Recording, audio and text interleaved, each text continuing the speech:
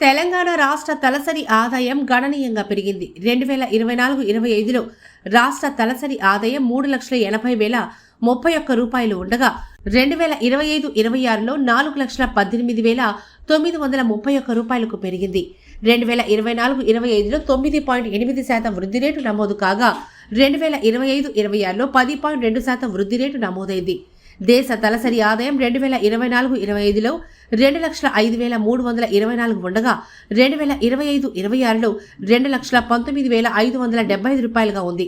ఇక 2024-25లో దేశ తలసరి ఆదాయ వృద్ధి రేటు 8.7% ఉండగా ఈ ఏడాది 6.9%కి పరిమితమైంది. 2025-26లో దేశ తలసరి ఆదాయం కంటే తెలంగాణ తలసరి ఆదాయం దాదాపు రెట్టింపు ఉంది.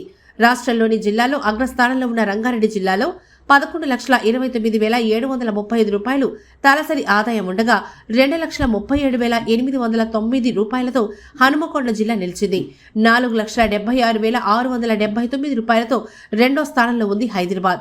మొదటి 3 స్థానాల్లో రంగారెడ్డి, హైదరాబాద్, సంగారెడ్డి జిల్లాలు ఉండగా చివరి 3 స్థానాల్లో వికారాబాద్, జగిత్యాల, హనుమకొండ నిలిచాయి.